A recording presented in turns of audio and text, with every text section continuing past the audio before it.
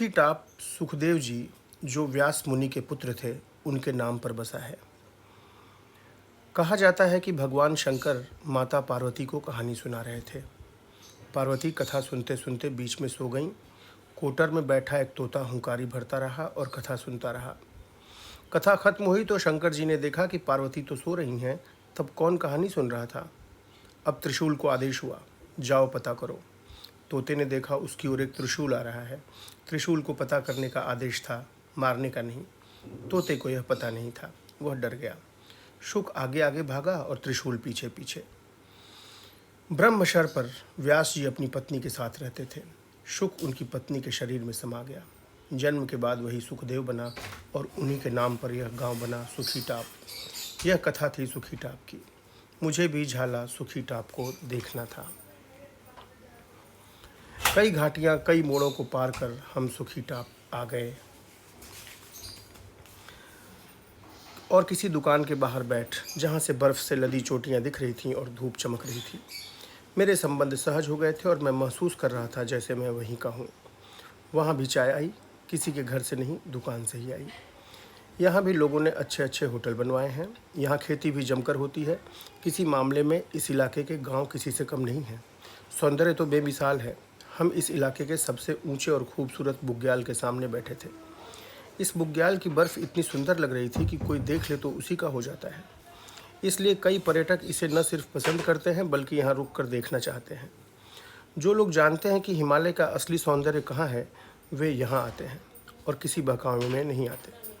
वहाँ के लोगों को हर्षिल वालों से शिकायत है कि यात्रियों को धार्मिक कथाओं में फंसा देते हैं और इधर कोई आता ही नहीं, जबकि सबसे अच्छा खाना, सबसे अच्छी व्यवस्था हम देते हैं। गंगोत्री से नज़दीक होने का लाभ उठाते हैं। गंगोत्री मंदिर को लेकर मुखबा और हर्षिल के बीच जो एक महीन सा दुख दिखा था, यहाँ उसका एक नया आयाम दिख गया। सामने से एक छोटा सा लड़का बकरियों के साथ पहाड़ की ओर जाता दिखा। हमारे साथ के एक आदमी ने लड़के को बुलाया, इधर आओ। लड़का आ गया। लड़के की कमीज उठवाई और दिखाया। नाड़े के साथ एक लोहे का कुछ बंधा हुआ था। मैंने पूछा, क्या है यह? यहाँ कई ऐसी लोक मान्यताएँ प्रसिद्ध हैं कि बुग्यालों पर परियां आती हैं और चरवाहों को फंसा लेती हैं। लोग जब पहाड़ पर बकरियां चराने जाते हैं तो घर की औरतें कमर में लोहा बांध देती हैं ताकि परियों के जादू में इनका असर न हो। कुछ देर बातचीत के बाद मुझे पता चला कि उपला टकनोर के अन्य गांव बहुत बाद में बसे थे। मूल गांव धराली और झाला ही थे। मुखबा और धराली धार्मिक स्थल होने के कारण महत्वपूर्ण है। हर्षिल धार्मिक होने के साथ व्यावसायिक केंद्र भी है। असल गांव यही हैं जहां आबादी है, किसानी है, शिल्प है और ग्राम्य जीवन का असली सौंदर्य है। यह गांव महज तीर्थ यात्रियों पर निर्भर नहीं है। अब मोटरसाइकिल वहां के जीवन का अभिन्न अंग बन गई है। छिटपुट घटनाओं के अलावा अपराध का नामो निशान नहीं है। यहाँ परंपरा और आधुनिकता के बीच एक ऐसा समन्वय है जिसे आदर्श और अनुकरणीय कहा जा सकता है। झाला के लोग देखने में सुंदर, 6 फीट ऊंचे, लंबे, छरहरे और ताकतवर होते हैं। तेज़ आवाज़ में बोलते हैं। दृढ़ता इनके चेहरों और विचारों में दिखाई देती है। यहाँ एक देवी का मंदिर है जिनको बलि दी जाती है और वे इस इलाके में भागवत की कथा नहीं होने देती। इसके पीछे कहानी क्या थी यह मालूम नहीं हो सका, पर स्थानीयता का गौरव समझ में आ गया। आज इनका जीवन देखने में आसान लगता है, पर वह बहुत चुनौतीपूर्ण था। उनकी एक सीमा चीन है और दूसरा हिमाचल। चीन की ओर से भूटियों का लूटपाट हमेशा बना रहता है और यहाँ के लोगों के लिए यह बहुत बड़े भय का कारण था। यहाँ के लोकनायक आज भी भड़ हैं, बहादुर हैं।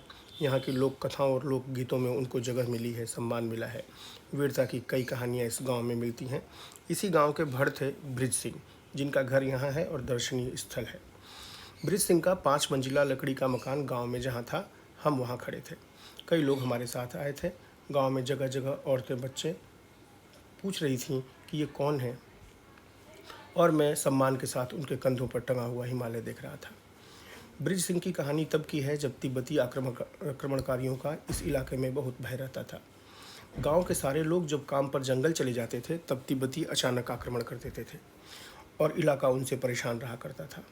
एक बार झाला के सारे लोग काम करने के लिए निकल गए। गांव में ब्रिज सिंह थे जिनकी उम्र 90 साल थी और उन्हीं के उम्र की उनकी बुढ़िया थी। गांव को सूना देख तिब्बतियों ने आक्रमण कर दिया। तिब्बतियों के आक्रमण का तरीका अलग था। वे पहले एक बड़ा पत्थर गांव पर लुका देते थे और अफरा तफरी मच जाती, तब आकर लूटते। पत्थर लुढ़काने से यह भी पता चल जाता गांव में कितने लोग हैं। गांव में कोई था नहीं। बृज सिंह की बुढ़िया ने नीचे से देखा कि वे लोग एक बड़ा सा पत्थर लुढ़काने की तैयारी कर रहे हैं। वह भीतर गई और उसने तीर धनुष लाकर बूढ़े को थमा दिया और दोनों बाहर आ गए। तिब्बती पत्थर लुढ़काने की तैयारी में थे। बृज सिंह ने छुपकर बाण से ऐसा वार किया कि ऊपर से आते हुए पत्थर की दिशा बदल गई और तिब्बती भौचक खड़े रहे कि यह क्या हो गया। गुस्से में नीचे देखा तो एक तना हुआ तीर कमान पर बुढ़िया के हाथ में था। तिब्बतियों ने उस पत्थर को देखा जिसे कई लोग मिलकर लाए थे और लुढ़काया था, जो दूसरी ओर लुढ़कता जा रहा था। इस बुढ़िया ने तीर मारकर पत्थर की दिशा बदल दी। बाप रे बाप, जब बुढ़िया इतनी बहादुर है तो इस गांव के और लोग कितने बहादुर होंगे। अब आज तो उनके नाम की धमक ने ही गांव को बचा लिया। बृज बाबा को लगा कि ये जो उनके वंशज हैं ये तो बड़े बेवकूफ़ हैं, क्योंकि जब ये कहते हैं कि तुम गांव में रह करके उनकी सुरक्षा करो, तो उन लोगों ने कहा कि आखिर कैसे हम पूरे दिन भर गांव रह सकते हैं, हमें तो जंगल जाना ही होगा। सिर्फ यही काम तो नहीं कि बैठकर घर की सुरक्षा करें। बृज बाबा को लगा कि जब तक खोल कर न कहा जाए समझते ही नहीं। उन्होंने कहा कि अरे जब वो तिब्बती सब भागे तो मैं नहीं था, मैं तो तुम लोगों को बुलाने गया था। धनुष तुम्हारी दादी के हाथ में था। जो औरत से डर गया वो क्या आएगा। वहाँ गांव की औरतें भी थीं। बृज बाबा ने औरतों की ओर देखा और कहा, सब लोग बैठ जाओ। बुढ़िया ने लोगों को बिठाने में मदद की। सब जानना चाहते थे कि बाबा क्या कहते हैं। कल से तुम लोगों को तीर चलाना सिखाऊंगा। सुनो, पत्थर, मिट्टी और धूप से बनी पहाड़ की औरत हो तुम शक्ति हो, अपनी नहीं, इस विराट पर्वत श्रृंखला की, जिसकी चुनौतियों से बनते हैं पहाड़ के मर्द।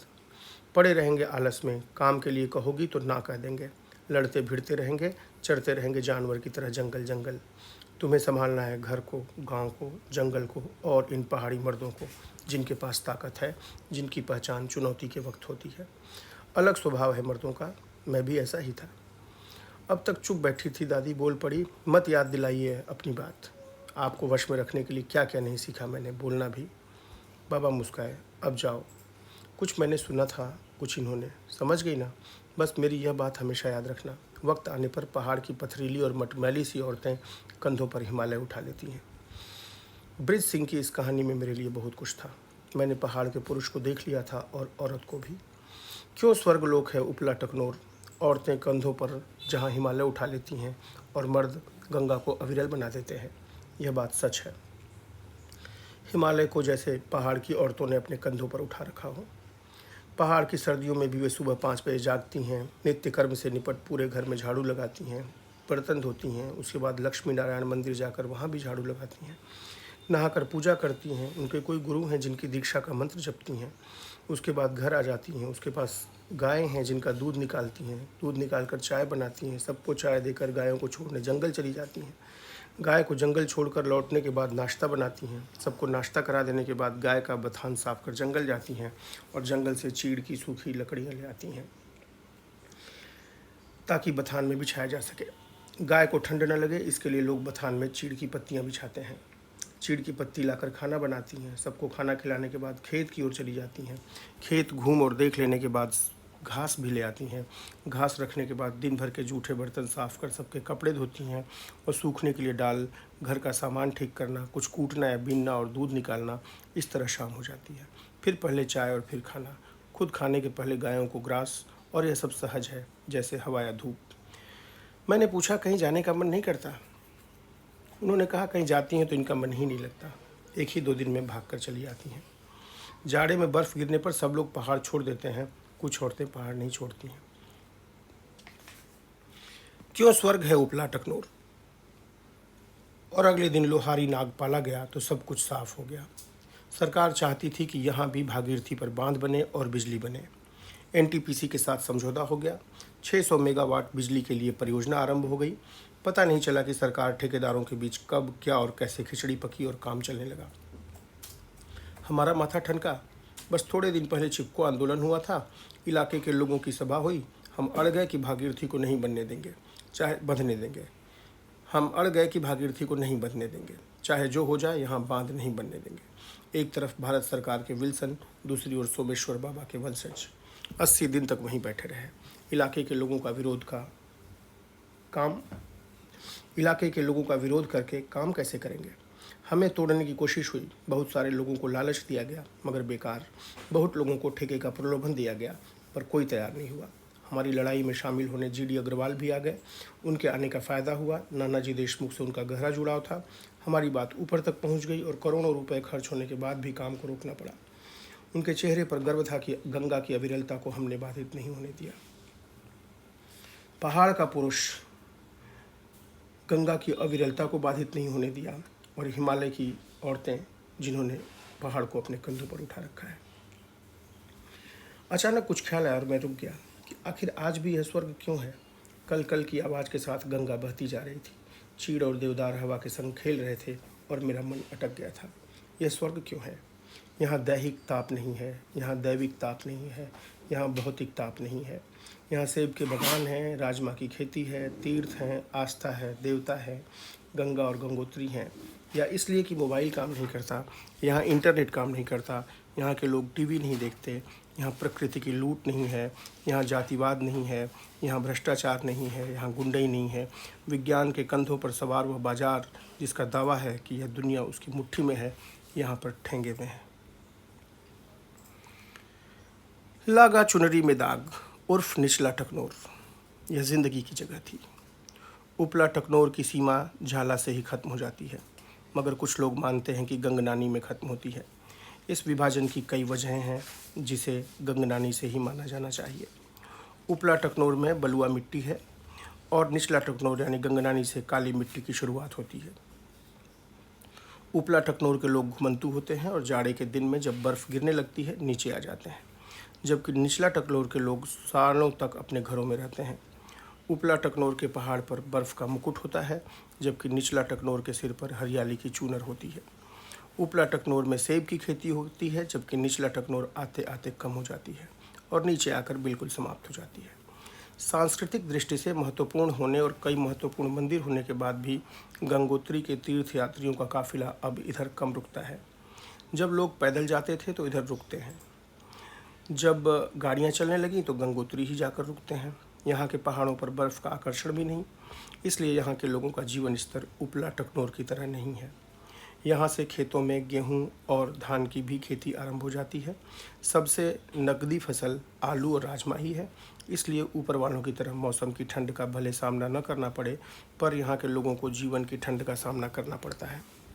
चरित्र का यह बदलाव गंगनानी से दिखने लगता है। गंगनानी बहुत छोटी सी जगह है, पर जो आध्यात्मिकता के रसिक हैं उनके लिए यह आदर्श स्थान है। ध्यान या योग की मुद्रा में जाने वाले यहाँ अपना पड़ाव जरूर डालते हैं। मन चाहे जितना व्याकुल हो, यहाँ आने के बाद शांत हो जाता है। यहाँ पराशर ऋषि का आश्रम था और उन्होंने यहीं पर पराशर संहिता लिखी थी। यहाँ का मंदिर बहुत पुराना है। मंदिर के ठीक नीचे गर्म पानी का कुंड है। इस कुंड में स्नान करना आरोग्यवर्धक होता है, क्योंकि पानी उन पहाड़ियों से होकर आता है जिनमें पर्याप्त मात्रा में सल्फर है। एकाएक मुझे याद आया कि उत्तरकाशी से निकलने और पूरा उपला टकनौर घूम लेने के बाद भी अभी तक मैंने ठंड के कारण स्नान नहीं किया था। गंगनानी आया, गर्म पानी का कुंड देखा, कई लोगों को नहाते देखा तो सोचा नहा लूँ। पीठ में लगातार खुजली हो रही थी, क्या पता सल्फर के पानी में उसका इलाज छिपा हो। कपड़ा उतार कर सामने रखा कि नज़रों के सामने रहे और नहाने के लिए गर्म पानी के कुंड में उतर गया। ठंड के इलाके में गर्म पानी का कुंड, कितनी रोचक और चकित करने वाली विविधता है हिमालय में। पानी में उतरते पहली बार ऐसा लगा जैसे बदन जल जाएगा, किंतु थोड़ी देर बाद ताप अपने आप संतुलित हो गया। साथ नहा रहे एक आदमी ने कहा, अगर आप साबुन लगाना चाहते हैं तो ऊपर पाइप से भी गर्म पानी आता है, सारा कपड़ा और बैग उठा उधर जाना पड़ेगा। मैंने तय कर लिया कि मुझे साबुन नहीं लगाना। वहीं कुंड में काफ़ी देर तक स्नान का आनंद लिया। स्नान के बाद मन हल्का हो गया, थकान भी उतर गई। बाहर निकला तो सोचा कि इस मंदिर के बारे में किसी सक्षम व्यक्ति से जानकारी लेनी चाहिए। पता चला इस वक्त यहाँ कोई पुजारी नहीं है, सभी नीचे चले गए हैं और वे जनवरी के बाद आएंगे। वहाँ एक किताब की दुकान थी मगर बंद थी। बाहर निकल कर आया तो सड़क की दूसरी ओर भागीरथी की कल कल के बजाय हरहराती धारा थी। यहाँ आते आते उसका पाट चौड़ा हो गया था और भरी पूरी युवती सी सुंदर लग रही थी। यहाँ गंगा के बहाव की ध्वनि बहुत मनोहारी थी।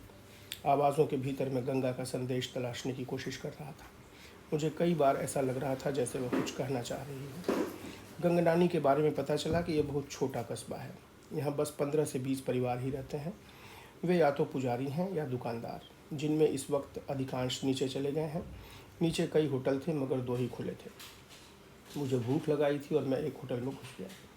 खाना खाते हुए पता चला कि यहाँ से 5 किलोमीटर दूर उत्तर की ओर एक खीड़ ताल है। लोगों का विश्वास है कि यह ताल कालिया नाग का है। मैं वहाँ जाना चाहता था, पर पता चला कि उधर सन्नाटा होगा। इस समय लोग नहीं मिलेंगे, उधर जंगली जानवर भी हो सकते हैं। एक तो पैदल यात्रा का कष्ट, दूसरी ठंड, और जब सन्नाटे और खतरे का पता चला तो नहीं जाने का निर्णय लेकर वहाँ से चल पड़ा। सड़क पर सन्नाटा था। पिछले हादसे के निशान यहाँ बहुत थे। सड़कें सबसे अधिक इसी इलाके में क्षतिग्रस्त हुई थीं और अब भी पूरी तरह ठीक नहीं हुई थीं। काम बहुत ज़ोर शोर से चल रहा था। पहाड़ जिस तरह सड़क पर गिरे थे, लगता था जैसे गुस्से में आपा खो बैठे हों। मंजर कहीं कहीं इतना भयावह था कि आँख ही नहीं ठहरती थी। सुंदरता और भयावहता के बीच सड़क जा रही थी। कहीं कहीं जहाँ काम चल रहा था वहाँ लोग दिख जाते। पैदल चलना आसान नहीं था। सड़क पर कुछ दूर यानी लगभग 2 किलोमीटर चढ़ाई पर चलने के बाद मेरी सांस फूलने लगी। समय देखा तो भौचक 3 घंटे का समय लग गया था। एक तो पीठ पर कम से कम 5 किलो का बोझ, ऊपर से रास्ता चढ़ाई और उतार के बीच सन्नाटे से भरा। कई जगहों पर प्राकृतिक वातावरण तो मनोहारी था, मगर चलने में फिसलन और अकेलापन अखरते लगा।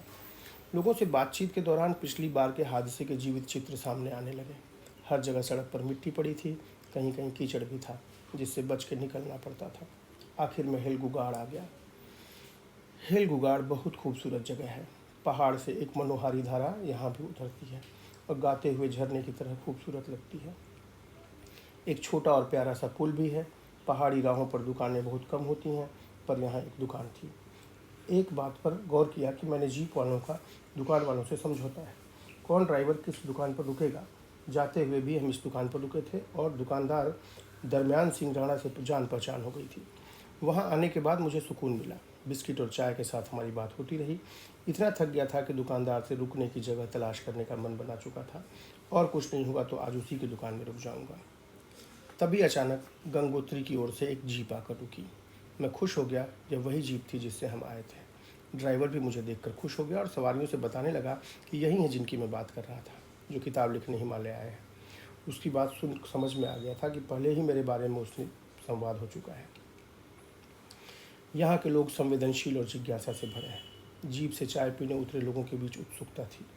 यह यात्रा का मौसम नहीं था। जीप में सवार लोग स्थानीय थे।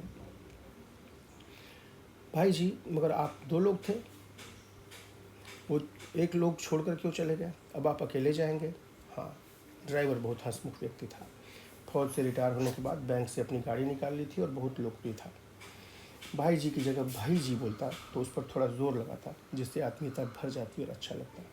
एक आदमी ने झोले से निकाल कर सेब दिया और मैंने उसे बाद में खाने के लिए रख लिया। उनके आग्रह पर वहाँ मैगी खाने और चाय पीने के बाद एक सिगरेट भी पिया। दुकानदार दरमियान सिंह राणा ने व्यंग्य से कहा, आप पर्यावरण की रक्षा के लिए निकले हैं और प्रदूषित कर रहे हैं। मैंने कहा, आप भी तो बेच रहे हैं। दोनों हंस पड़े। जाते समय दरमियान सिंह राणा के आग्रह पर लोगों ने जबरन मुझे यह कहकर जीप पर चढ़ा दिया कि आगे रास्ता बहुत ख़राब है। मैंने कहा कि मेरी यात्रा पद यात्रा है, तो एक यात्री ने मुझे मदन मोहन मालवीय के गुरु की कहानी सुनाई और कहा कि हिमालय में हठ योग सिर्फ हिमालय का चलता है। इस वक्त आपको अकेले और पैदल नहीं जाना चाहिए। हादसे के बाद पहाड़ इस इलाके में पेड़ की उस डाल की तरह है जो टूटकर अटक गई हो। क्या मैं भटवारी तक जा सकता हूँ? भटवारी बहुत दूर नहीं है, लेकिन बीच में कहीं फंस गए तो कोई आदमी नहीं मिलेगा, रहने का ठिकाना भी नहीं मिलेगा। उधर भालुओं का आतंक है। थकान भी थी और अजनबीपन का भय भी आ गया। मुझे भी अच्छा लगा और जीप में आगे की सीट पर 2 के बदले 3 बैठे। हड़बड़ी में मेरा भीगा गमछा जो धूप में सूखने के लिए पसारा था वहीं छूट गया। जब जीप आगे बढ़ी और नज़दीक से रास्ते पर गौर किया तो पता चला कि राणा का निर्णय कितना सही था। इलाका वाकई भयावह लग रहा था। कुछ दूर जाने के बाद एक जगह ऐसा लगा आज जीवन का अंतिम दिन है। पहाड़ के खिसकने से सड़क पर कम से कम 20 फीट ऊंची मिट्टी जमी थी। ड्राइवर उस पर गाड़ी चढ़ाते और दूसरी ओर उतार देते। हमारे ड्राइवर ने चढ़ाई पर गाड़ी चढ़ाया और माथा पीट लिया। आगे ठीक मोड़ के पास एक फौजी ट्रक फंसा था, तो वह ऊपर चढ़ने के प्रयास में अटक गया था और चढ़ नहीं पा रहा था। सड़क पर ऊपर जाने की जगह नहीं थी और अब हमारी जीप नीचे की ओर फिसलने लगी। जीप में जितने लोग थे सबकी सांसें रुक गईं। कई लोग ईश्वर को गुहराने लगे। दूसरी ओर सैकड़ों फीट नीचे बहती गंगा। सबकी सांसें अटक गईं। मैं डरा पर आंखें बंद कर लीं। इतने नज़दीक से मृत्यु को देखना अग्नि परीक्षा की तरह था। चीख चिल्लाहट आरंभ हो गई। जीप खिसकती रही खिसकती रही। मेरी आंख खुली तो जहाँ रुकी थी बस एक ईंट भर जगह बची थी। यह जिंदगी की जगह थी।